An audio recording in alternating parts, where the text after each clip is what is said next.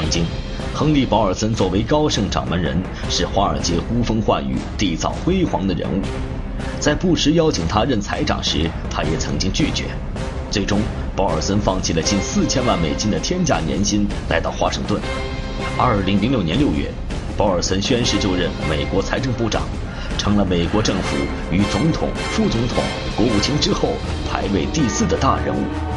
他的聘任当时也被称之为布什政府有限的极聪明的决定之一。然而，没想到在那一年后，金融风暴如飓风般对美国经济进行摧毁，他就处在飓风核心，成为近年来最受争议的美国财长。If you had known the crisis was approaching, would you still take the office of the Treasury Secretary? Yes. Yes. A matter of fact, the first meeting I had with George Bush after becoming Treasury Secretary, I told him I thought there was going to be some form of financial crisis. But you didn't thought it would be that big. I had no idea it would be that big. And he asked me what would be the cause of it. And I told him I didn't know. Afterwards, it would seem obvious. We talked largely about over-the-counter derivatives, but I'm glad I was there because I think I was able to make a difference, and we were able to prevent the collapse of the financial system, which would have been a catastrophe. 差不多1个世纪以来，美国还没有哪位财政部长面临过比保尔森曾经应对的这场金融风暴更棘手的危机。他和他的团队曾经连续几个月昼夜不停地工作，经常是1周工作7天，试图阻止危机进一步恶化。虽然这番努力也被称之为是徒劳之举，当他卸任财政部长离开华盛顿时，他说：“我再也不想过那种早晨一睁眼就发现自己还是财政部长的日子。”2009年，他把自己处理金融危机的经历写成了一本畅销书《峭壁边缘》。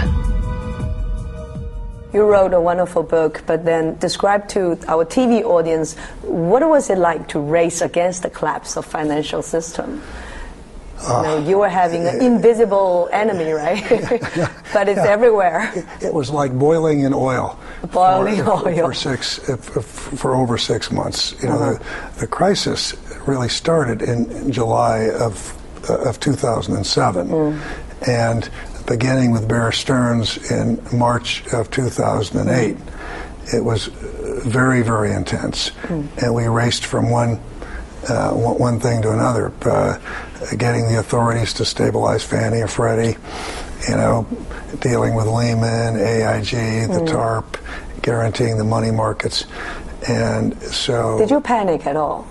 At certain moments? I felt there were certain moments when I felt great fear. But especially when? There wasn't, just after Lehman, I knew there was going to be no solution for Lehman. I think the other time I was very concerned and felt real fear was even after we'd had the TARP in place and put money into the banks, when I saw that Citibank was in big trouble. Citigroup was in danger of going down, and had $500 billion in deposits outside of the U.S. that weren't guaranteed, and wondering whether the actions we took were going to be enough. 从保尔森的书中可以看出，对于整个营救过程，他依然认为自己的团队尽了最大的努力。在当时的政策限定下，雷曼兄弟的倒台可能无法避免。2008年9月。雷曼兄弟提出了美国历史上最大的破产申请。为了不让雷曼兄弟事件再度发生，保尔森选择了救市。在保尔森提出的救市计划一度被否决之后，在一场白宫无休止的争吵之时，在至关重要的银行不良资产救助法案议会表决之前，他在白宫向众议院女议长民主党人佩罗西跪下了。In retrospect, do you think it was a little bit too dramatic for you to kneel down before Nancy Pelosi? Well, that was, no. that was out of despair, right? That was trying to have a note of levity, of humor, because there had been a big cabinet meeting in the White House with the two presidential candidates, John McCain and Barack Obama, interrupting their campaign. And I knew that if either one of these candidates came out against the TARP, we were going to be left defenseless. And there was a lot of fighting between the Democrats and the Republicans, and the Democrats were huddled around Barack Obama in the Roosevelt Room, and I burst in to urge them not to go out and say something negative publicly. And when they shouted at me, they were angry. What did they say to you? They just said, "Get out of here!" And, really? And I dropped to my knee, really as a joke. 信奉自由经济，却不得不干预市场。The TARP first of all, is a very unpopular program. 拯救华尔街却吃力不讨好。That Wall Street is grateful because they understood how bad it could have been. 杨澜专访美国前财长亨利·保尔森正在播出。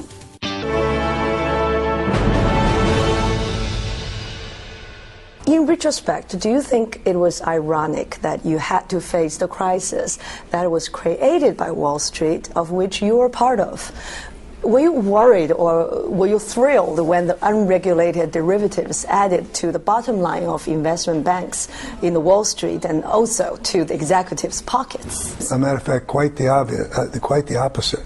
I had been working for the last couple of years before going to Treasury on the derivative problem, and working with Tim Geithner, who was at the New York Fed. We'd had Jerry Corrigan, who was a former head of the New York Fed at Goldman Sachs, was the one who wrote a study outlining the problems. When I first got to Washington, and the first meeting I had with George Bush as a new member of his team was on the derivative problem. Now, a matter of fact, so you were aware of that when you were still in the Wall Street? I was quite aware of it and quite concerned. And quite concerned because there wasn't the regulatory oversight, and one firm couldn't by itself take the actions needed to solve the problem. As a matter of fact, quite the opposite. I think that that the fact that we had someone as Treasury Secretary who understood markets, understood Wall Street, and was also decisive and used to making difficult decisions was a positive. 在布什全力支持下，保尔森和伯南克在国会休会前的最后一刻获得了7000亿美元的 TARP 救援方案授权。尽管这一方案此后仍多变化，从收购不良资产转为直接向金融机构注资，但市场逐步趋于平静。只是讽刺的是，作为自由的市场经济的信奉者，在金融危机时，保尔森却成为政府干预的带头人。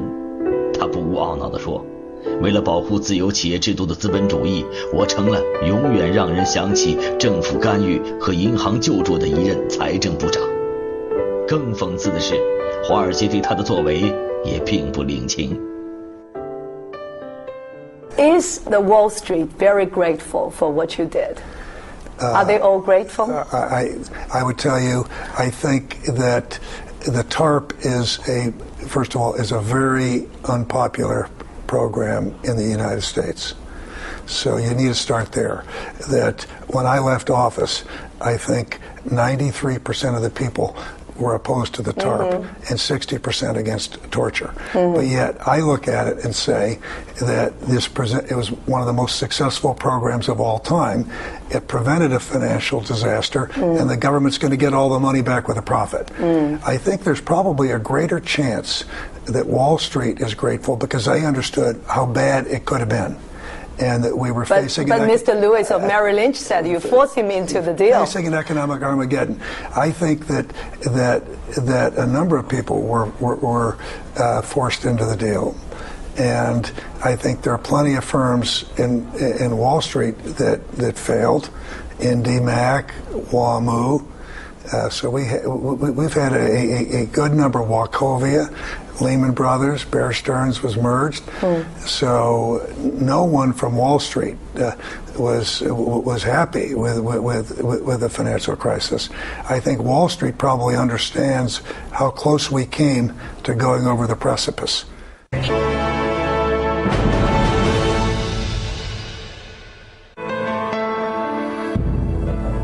如果我这一生能把我的表演做得很好，我喜欢这个工作做得很好就可以了。 If there are any limitation in the universe, and if there are limitation, what is outside the limitation? 杨澜访谈录为您奉献这些激励过我们的瞬间与永恒，与您共同飞跃，去体验一个时代的进步。 我们可以看到，一方面，美国的民众责备保尔森用纳税人的钱去救了贪婪的华尔街；另一方面呢，华尔街也并不感恩，他们认为是保尔森逼迫他们接受了政府的市场干预。看来保尔森真是两面不讨好。我想他唯一可以聊以自慰的，那就是之所以人们现在还有能力去批评，那是因为世界经济在崩溃的边缘被挽救了。当然，这并不是保尔森一个人的功劳，而这世界的游戏规则也将注定从此被改变。 好，感谢你收看本期的杨澜访谈录，我们下周见。I believe that as long as you have financial institutions and financial markets, there will be financial crises.